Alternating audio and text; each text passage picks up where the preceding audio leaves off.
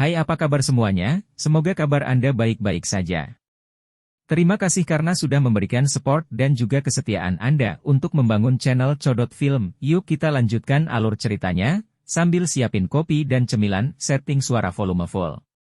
Gasken. Higan. Xiao Yan mengangkat alisnya saat dia mendengar suara tajam yang mengejutkan yang dipancarkan dari mulut kepala klan He. Dia tidak mengatakan apapun. Namun, Dou Qi melonjak yang menyapu tubuhnya tidak melemah. Cahaya yang samar dan kuat juga berkedip di matanya. Postur persetujuan diam-diam oleh Xiao Yan ini menyebabkan tungkai kepala klan He berubah menjadi lebih sedingin es. Saat ini dia benar-benar memiliki dorongan untuk membenturkan kepalanya ke dinding dan mati. Dari semua orang, mengapa dia harus memprovokasi orang paling menakutkan ini di seluruh kekaisaran Jia Ma? Dengan reputasi yang dimiliki Yan Alliance saat ini, kemungkinan mereka akan menjadi Mystic Cloud Sect kedua dalam waktu singkat.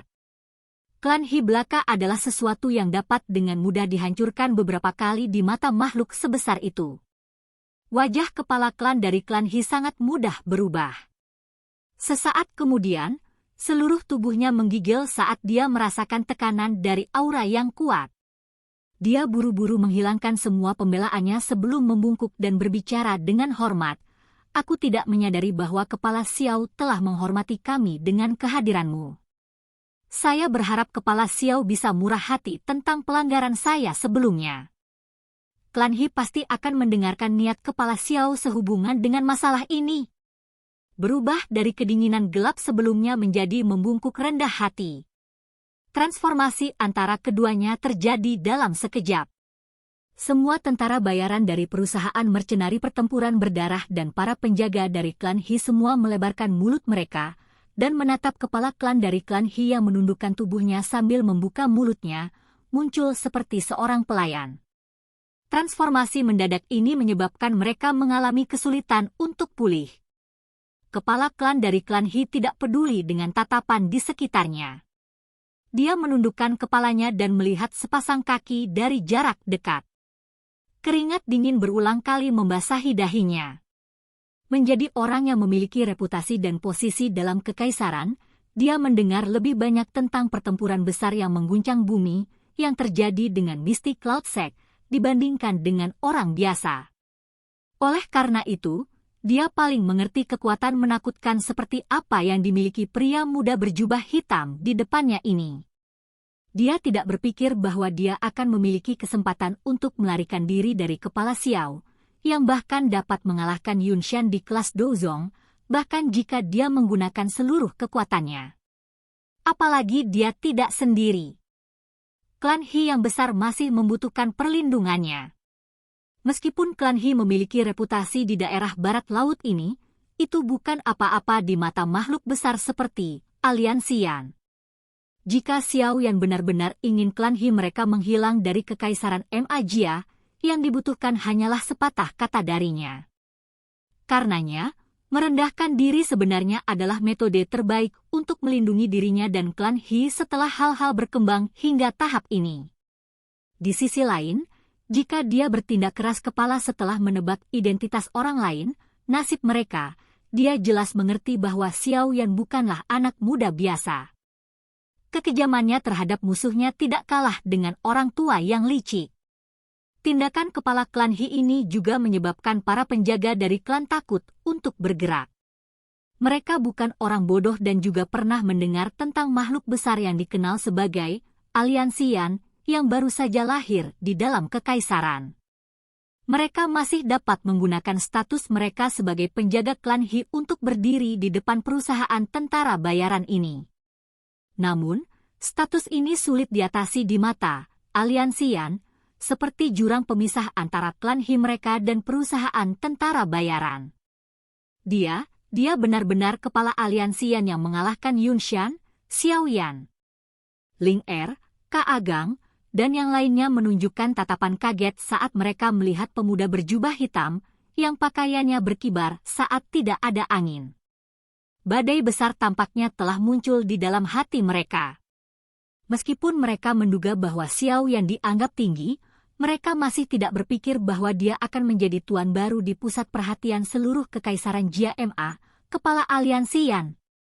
Tentu saja, secara tegas, bukan karena mereka tidak pernah memikirkan ini, melainkan mereka tidak berani memikirkannya. Ini karena kesan yang ditinggalkan oleh kepala aliansi Yan pada banyak orang di dalam kekaisaran Jia Ma adalah bahwa dia terlalu misterius dan kuat. Hati beberapa orang bahkan memperlakukannya seperti dewa yang disembah. Dia telah mematahkan posisi tak bergerak dari Misty Cloud Sect di hati banyak orang di dalam kekaisaran Jia Ma. Oleh karena itu, posisinya sangat tinggi. Meskipun mereka tahu bahwa nama Xiao Yan mirip dengan kepala aliansi Yan itu, mereka masih melanjutkan alur pemikiran ini. Pria paruh baya itu juga dengan paksa menelan seteguk air liur. Hatinya dipenuhi dengan keterkejutan. Siapa yang akan membayangkan bahwa perusahaan tentara bayaran kecil mereka ini benar-benar dapat berteman dengan orang yang begitu legendaris? Jika berita ini menyebar, kemungkinan perusahaan mercenari pertempuran berdarah mereka akan terkenal di seluruh kekaisaran.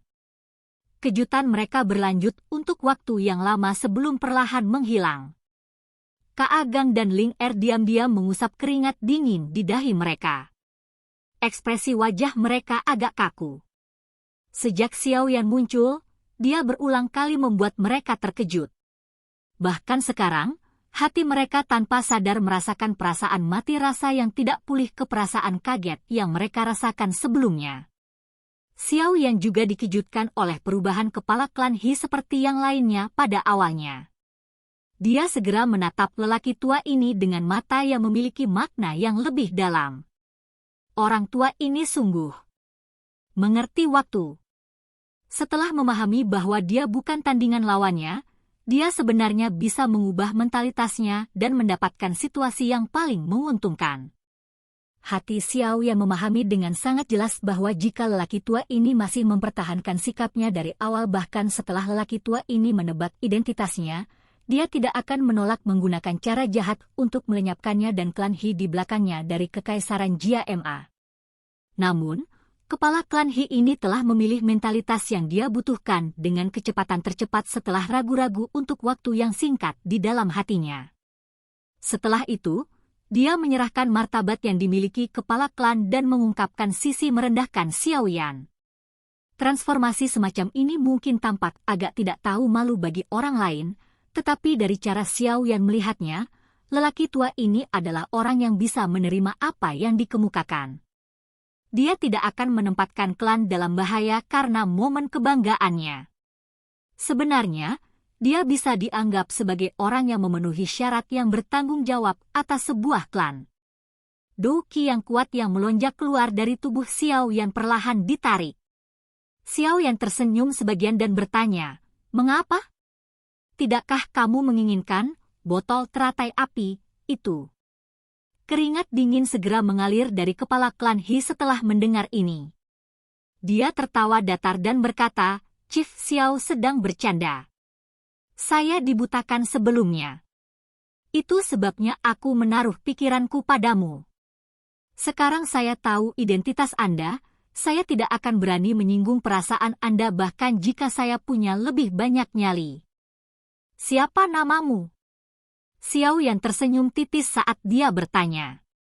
"Higan." Kepala klan dari klan He buru-buru menjawab. Xiao Yan mengangguk sedikit. Tatapannya melirik ke arah anggota dari Bloody Battle Mercenary Company di lapangan terbuka dan berbicara dengan tenang, "Saya memiliki hubungan lama dengan Bloody Battle Mercenary Company. Biarkan masalah hari ini berlalu. Jangan salahkan saya karena kejam jika Anda diam-diam menggunakan taktik apapun. Saya akan mematuhi kepala Xiao. Jika aku tahu sebelumnya bahwa Bloody Battle Mercenary Company berkenalan dengan kepala Xiao, aku tidak akan datang untuk mencari masalah bahkan jika aku diberi lebih banyak nyali. Anggap masalah hari ini sebagai pelanggaran dariku, Higan. Saya pasti akan menemukan kesempatan untuk meminta maaf kepada beberapa pemimpin dalam Bloody Battle Mercenary Company di masa depan." Higan buru-buru mengangguk. Tatapannya segera berbalik dan menyapu semua orang yang hadir sambil tersenyum ramah. Melihat senyum Higan, pria paruh baya itu dengan cepat menangkupkan tangannya. Dia tahu bahwa dengan kekuatan Higan, membunuh Bloody Battle Mercenary Company bukanlah hal yang sulit. Jika bukan karena Xiao Yan, mereka pasti sudah mati, apalagi berdiri di sini.